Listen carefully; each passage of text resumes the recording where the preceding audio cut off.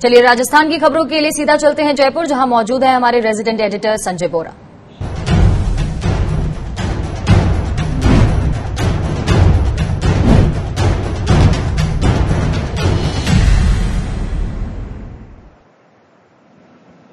नमस्कार रितिका जी। राजस्थान के अखबारों में छाया हुआ है निर्मला सीतारमण का पैकेज और कल 54 दिन बाद शहर के बाजार खुले थे। मुख्यमंत्री अशोक गहलोत ने परसों जो घोषणा की थी उसके अनुरूप, तो वो भी सभी अखबारों ने प्रमुखता दी है। इसके अलावा प्रवासी मजदूरों का जो मामला है और जो कोरोना के केसेस बढ़ते हैं, इन सभी पर अखबारों में चर्चा की गई है। लेकिन हम शुरू करते हैं पहली खबर, जो कि कल की सबसे बड़ी घटना थी, वो ये कि 54 दिन बाद राजस्थान में बाजार खुले और जो यहाँ के अखबार है उन्होंने जयपुर शहर का ये दिया है कि जयपुर में बाजार खुले हैं, लेकिन जो परकोटा है, एक जो वॉल सिटी है पुरानी, उसमें अभी भी लॉक है क्योंकि वो रेड जोन, कंटेनमेंट जोन में आता है। और जो छूट दी गई है वो रेस्टोरेंट, मिठाई, हार्डवेयर, निर्माण सामग्री की दुकानें और इनको दी गई है। तो ये इन्होंने एक तस्वीर दी है और उसके बाद कुछ छोटी छोटी खबरें इसमें इन्होंने दी है। इन्होंने बताया कि 12 इलाकों में इनके 2 रिपोर्टर घूमे हैं। दुकानों में थर्मल स्क्रीनिंग और सैनिटाइजेशन के बाद एंट्री दी गई। ऑटोमोबाइल शोरूम खुले हैं, इलेक्ट्रॉनिक्स की दुकानें खुली हैं, लेकिन जो मिठाई की दुकानें हैं उनका फूड का मेन्यू जो है वो छोटा हो गया है, क्योंकि 40% ऑर्डर ही वो पूरे कर पाए और दूध की कमी और कारीगरों की कमी इसकी सबसे बड़ी वजह बताई गई है। और रेस्टोरेंट का बताया कि रेस्टोरेंट वाले पहले से ज्यादा साफ सफाई पर ध्यान दे रहे हैं। इसी से जुड़ी हुई एक इन्होंने और स्लाइड दी, अगर आप नेक्स्ट देखें, शहर की अलग अलग तस्वीरें इन्होंने दी है कि छूट वाली 50% दुकानें खुली, 4 दीवारी सोनी। इन्होंने बताया कि शहर में करीबन 1100 चाट की दुकानें हैं, वहां पर 7 लाख रुपए रोज का कारोबार होता है, लेकिन कल सिर्फ 50 दुकानें खुली। इसी तरह से करीबन 5000 रेस्टोरेंट हैं, लेकिन उसमें से करीबन 1000 के आसपास ही खुल पाए।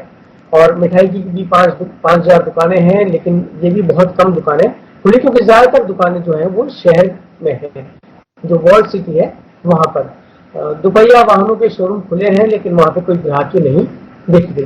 तो ये इनका आज इन्होंने इसको लेकर के किया है। और अब हम बात करेंगे हमारे संवाददाता राम स्वरूप से।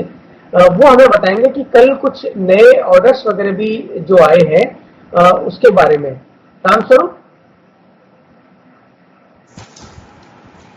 देखिए, कल जो है महत्वपूर्ण बात ये आई थी, मुख्यमंत्री अशोक गहलोत ने साफ तौर पर कहा था कि जो प्रवासी क्या जी मैं पूछ रहा था कि जो छूट दी गई है उसके बाद क्या हालात देखने को मिले। इस छूट के लिए क्या कुछ और भी ऑर्डर आए हैं गृह विभाग के? देखिए, जो छूट का ऑर्डर देर रात को जारी किया गया था परसों, उसके मुताबिक काफी दुकानदार जो है उनको लंबे समय बाद राहत मिली है। हालांकि दुकानें खुलने के बावजूद भी मैंने देखा था कि वहां पर ज्यादा ग्राहक वहां पर नहीं पहुंच पाए थे। अधिकतर दुकानदार इसी बात को लेकर मायूस थे कि दुकान तो उन्होंने करीब 1.5-2 महीने बाद खोली है, लेकिन ग्राहक जो है नहीं के बराबर है। अधिकतर जो मिठाई की दुकानें हैं उनके, जैसा कि आपने भी बताया था कि बहुत कम संख्या में मिठाई की दुकानें खुली है और जहां खुली है वहां पर गिने चुने ही ग्राहक आए थे। तो नए वहां पर पूरी प्रॉपर मिठाई मिलती है, नए उनके पास पूरे कर्मचारी हैं। तो अभी पूरी इसी कारोबार को पटरी बांधने में भी वक्त लगेगा। अचानक दुकानें खुलने का आदेश जरूर हुआ है, खोल सकते हैं, छूट बड़ी मिली है, लेकिन अभी सभी चीजों को रफ्तार बनाने में बड़ा समय लगेगा। जिस तरह से ऑटो पार्ट्स की दुकानें हैं, ऑटोमोबाइल्स की जो शोरूम्स वगैरह है, उनमें अभी थोड़ा दिन और लगेगा, तब वो धीरे धीरे जो गति पकड़ पाएंगे। रामस्वरूप, आप हमारे साथ बने रहिए, हम और कुछ खबरों पर आपके साथ चर्चा करेंगे। इधर मुख्यमंत्री अशोक गहलोत ने कहा है कि 2 महीने की तपस्या बेकार न हो जाए, इसलिए राजधानी से लेकर वार्ड तक क्वारंटाइन के पुख्ता इंतजाम होने चाहिए। और उनका ये जो मैसेज है वो इसलिए भी है क्योंकि अब जब सरकार खोल रही है बाजारों को धीमे धीमे और आर्थिक गतिविधियां बढ़ रही हैं, इसके अलावा प्रवासी नागरिक दूसरे राज्यों से आ रहे हैं, तो ये चिंता बढ़ जाती है। और इसके लिए मुख्यमंत्री ने राज्य स्तर से लेकर के और वार्ड और ब्लॉक स्तर तक क्वारंटाइन कमिटीज गठित की हैं। जैसे ग्राम पंचायत की जो प्रबंधन समिति है उसमें शिक्षा अधिकारी, पटवारी, सरपंच और ग्राम विकास अधिकारी, बीएलओ वगैरह, इन सबको शामिल किया गया है।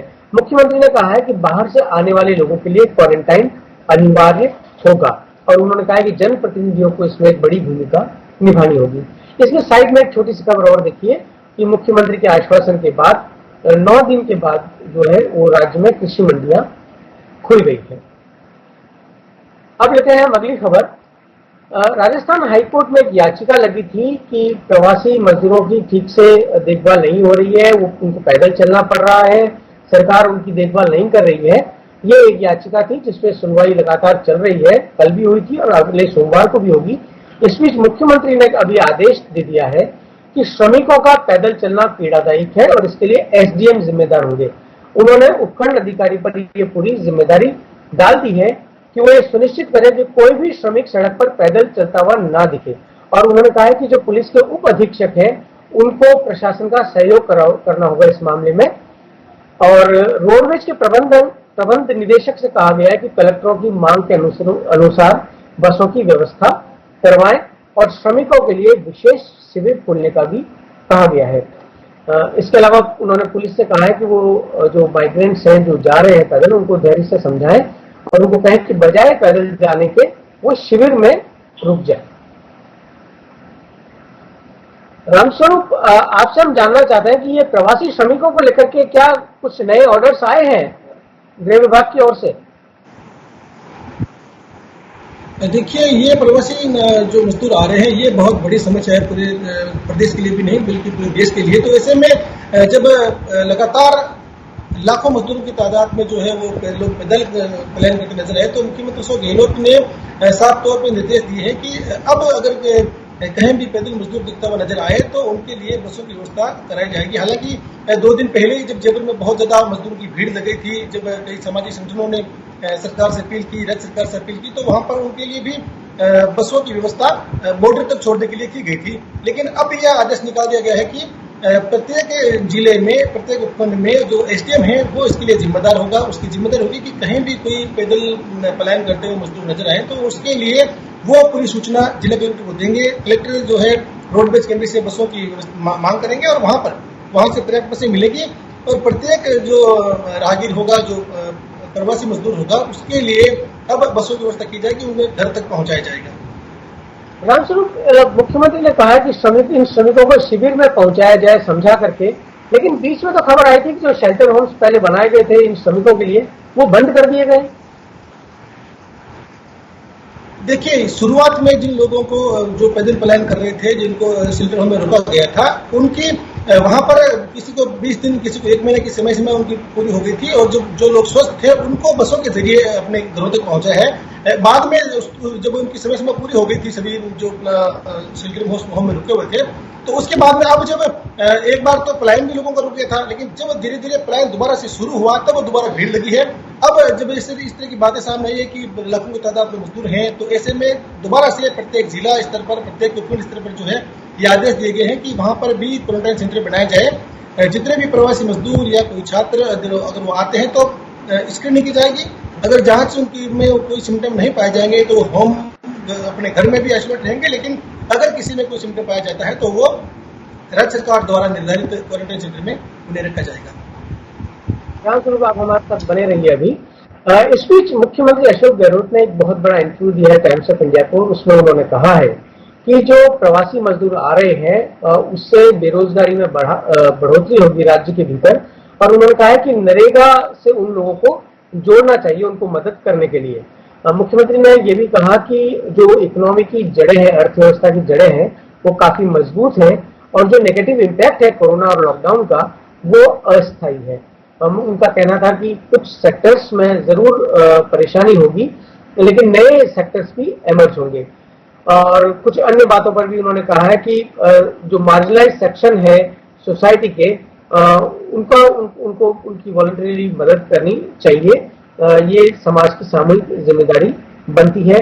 और उन्होंने इसमें एक जो बयान है वो फ्री स्पीच पर भी दिया है। उन्होंने कहा है कि जो फ्री स्पीच है वो देशद्रोह नहीं है, सेडिशियस स्पीच नहीं है, और इसलिए यदि कोई भटका हुआ व्यक्ति है, मिसगाइडेड है, वो एंटी नेशनल स्लोगन्स देता भी है, तब भी आप उसको लॉ के अंदर पनिश कर सकते हैं, लेकिन सेडिशन चार्जेस लगाए जाना उपयुक्त नहीं है। और मुख्यमंत्री ने यह भी कहा है कि हम लोग पॉजिटिव है, ऑप्टिमिस्टिक है भविष्य के लिए, और जो नॉलेज और स्किल्स है उससे हमको नए एनवायरनमेंट में अपने को एडजस्ट करने के लिए उपयोग में लेना हो। पर अब एक बड़ी खबर है जो छात्रों के लिए है, राजस्थान के जो स्कूल और कॉलेजेस के छात्र हैं उनके लिए है कि जो 12वीं की परीक्षाएं बच गई थी वो जुलाई के पहले हफ्ते में संभव है, और जो कॉलेजों की परीक्षाएं हैं वो 15 जुलाई तक हो सकती है। और इसमें ये भी कहा गया है कि 12वीं के 8 लाख छात्र हैं और 1 से 15 जुलाई के बीच इनकी परीक्षाएं होंगी। करीबन 32 पेपर बाकी है। 10वीं की परीक्षाओं के बारे में सरकार अभी भी विचार कर रही है, उसने अभी इसको रद्द नहीं किया है, लेकिन अभी ये तय होना बाकी है कि उन परीक्षाएं ली जाएंगी या नहीं ली जाएंगी। और एक खबर यह है कि राजस्थान के विश्वविद्यालयों और कॉलेजों में अगस्त तक नतीजे जारी हो जाएंगे और सितंबर से नया सेशन होगा। लेकिन एक बड़ी खबर और भी है इसमें कि जो 12वीं के जो छात्र हैं उनको इंजीनियरिंग और पॉलिटेक्निक्स में जो प्रवेश है वो हो सकता है कि बजाय किसी एंट्रेंस एग्जाम के उनको 12वीं की जो उनकी मेरिट है उसके आधार पर दे दिया जाए। और ये भी डिसाइड किया गया कि जो फर्स्ट, सेकंड और थर्ड ईयर के सेमेस्टर के जो छात्र हैं इंजीनियरिंग कॉलेजेस में उनको वैसे ही प्रमोट कर दिया जाए अगले सत्र में। और कल वित्त मंत्री निर्मला सीतारमण ने दूसरी खेप जारी की थी अपने इकोनॉमिक पैकेज की, लेकिन ये खबर है कि बाजार में ये जो उनका पैकेज था वो उत्साह नहीं बढ़ पाया। लेकिन वित्त मंत्री या सरकार जो है वो बाजार के हिसाब से घोषणाएं करते भी नहीं है, उनका ध्यान वोटों पे होता है और बाजार पे उनका ध्यान कम होता है, और होना भी नहीं चाहिए क्योंकि बाजार सेंटिमेंट पे ज्यादा चलते हैं। तो इसमें इन्होंने 6 कारण बनाए हैं कि एक तो पूरे पैकेज का ऐलान एक बार में नहीं हुआ है, दूसरा इनका कहना है कि घोषणाओं से शॉर्ट टर्म में कोई राहत नहीं मिलेगी, और तीसरा है कि फंडिंग के ब्यौरे का खुलासा नहीं किया गया है। हमने भी कल ये पूरी चर्चा की थी। और एनबीएफसी सेक्टर को जो राहत दी है वो पर्याप्त नहीं है, और सॉवरेन रेटिंग डाउनग्रेड होने का खतरा बाकी है, और अंतर्राष्ट्रीय बाजारों में भी गिरावट आई है। लेकिन किसी भी अखबार ने इसका पूरा विश्लेषण नहीं किया गया, जबकि कल की जो घोषणाएं थी वो किसानों और माइग्रेंट्स पर उसका पूरा फोकस था। ये एक अखबार है जिसने 3 अलग अलग खबरों में इसका पूरा विश्लेषण किया है। इसमें ये राष्ट्रदूत है, आप अगली स्लाइड लीजिए तो आप इसमें देखेंगे इसने 3 बड़ी खबरों में इनका पूरा विश्लेषण किया है।